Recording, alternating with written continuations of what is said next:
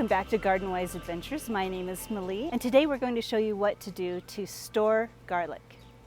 Now I have some garlic from last year that's still looking really good. It has not sprouted, and let me show you what it looks like. This is last year's garlic, and this is how much is left.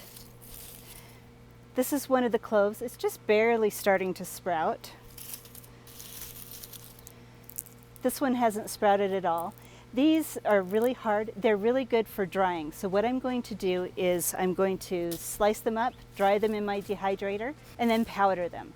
So this is going to stay inside, and let me show you what I do with this year's harvest. So to get garlic to last that long, that garlic is over a year old.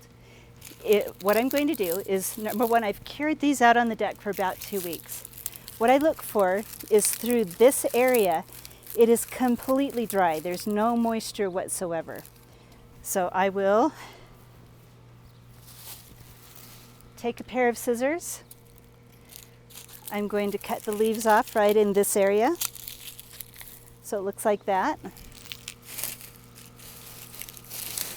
going to compost the leaves down. I take the roots, just kind of twist them off, make sure there's no dirt on it, and that's just basically for sanitary reasons. Got some dirt in my eyes. So there's the roots off. They're dry, so that was really easy. You can actually cut them off if you want to.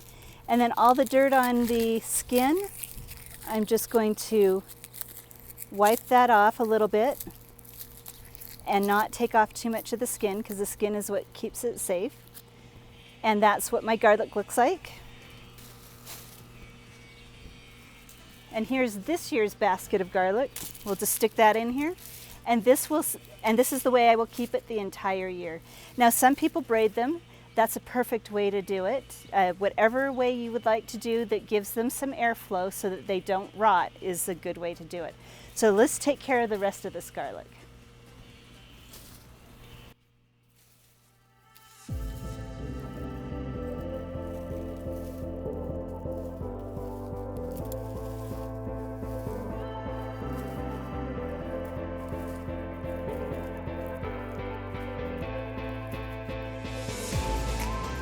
So we're back. I finished all my garlic. I had about 96 heads of garlic. So here they are. Those will go into my house on my little shelf that's out in the open so that they can stay healthy. And hopefully I'll have enough for next year. Now, I did choose out 9 of my largest bulbs with the largest cloves. You can see those cloves are huge. And these are the ones that I'm going to use to propagate next year's harvest.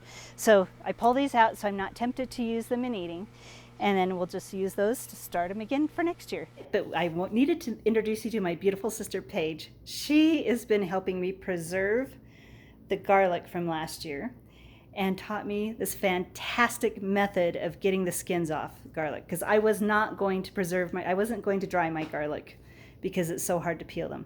So the first thing you do is you cut the ends off. You can see the ends are just cut off. Now let's see what you do.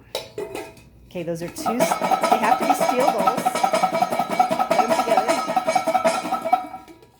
Shake it up. And the skins come right off. Do you know how much time that saves? It took me all day last year to peel all the garlic, and then I had really painful fingers at the end. Do the go again. Up.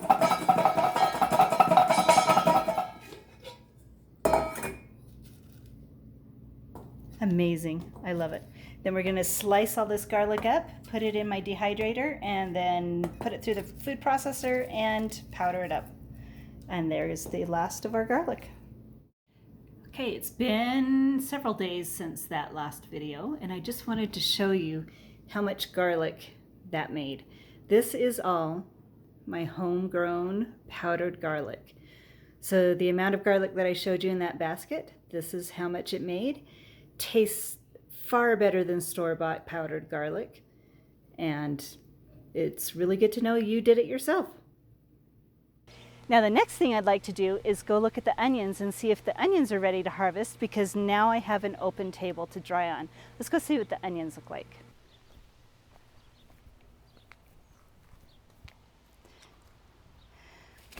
Oh, there goes Mama Quail. I didn't mean to scare her. We've still got eggs in the nest. So I'm going to have to be really careful through here. Now that she's out of the nest, let's look at the onions really quick. Now, as you can see, some of my onions are standing upright, but some of them are starting to tip over on their own.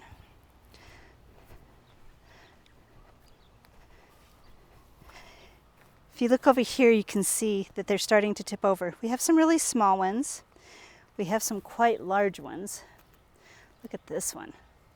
So what I'm going to do is I am going to lodge these onions. That means I'm going to be very gentle and just knock the heads over. I'm not going to step on them, but we're going to get these all lodged, and I'll be right back. There we go. We got all of these onions lodged. They are knocked over. We're going to let them dry down for a few days, and then we'll come back and finish this video and show you the onion harvest. This is very exciting for me. We just barely finished using the last onions from last year. I think it was about 2 weeks ago. We only had to buy onions once. If it gets to the point where I haven't planted enough onions or garlic that I have to go buy store-bought garlics or onion, I've gotten to the point where it makes me a little angry. I like to have my own homegrown stuff. So anyway, we'll see you in a few days when this dries down. It's been a few days, almost a week, and the onions are ready to harvest. So I'm going to get everything set up and harvest my onions.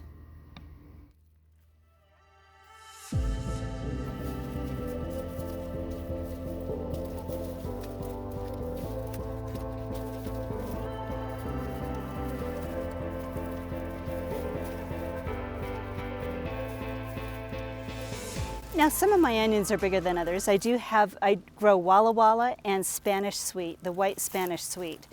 But all in all, I think they look pretty good. I'm gonna go put these up on the table on my patio and come back for more. So here we have my garlic. I counted. I think I have 72.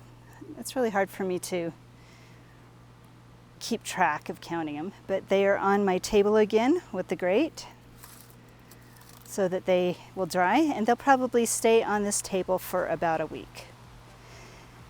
As I said before, the yellow ones are Walla Walla, and they didn't seem to get as big or do as well as the white Spanish Sweet. And I do like the white Spanish Sweet a lot. They get quite large. Here's my large one that I showed you. It's really heavy. And as I said at the beginning of the video, we just about 3 weeks ago used the last of last year's onions, and they were just as firm and as good as before. And to get them to last that long, we're going to do the same thing as we did with the garlic. We're going to let this neck, before we take the greenery off, we're going to let the neck completely dry down so there's no moisture at all in it. And I can tell it's dried enough because when I try to pull off the brown stems, they just come right off and leave a nicely closed little neck. That way no bacteria, no moisture gets into it, and they store really, really well. So thank you for coming on this garlic storing and onion harvesting adventure with me. I hope you guys have been able to go out and plant your own garlic and onions. If you haven't done it before, garlic is ready to plant in October. I've never ordered any online. I've never gone to the stores. I don't know when the cloves are available. You can check and see if there are some that you can order or purchase. If not, all of my garlic came from the grocery store garlic. You can try planting that if you would like.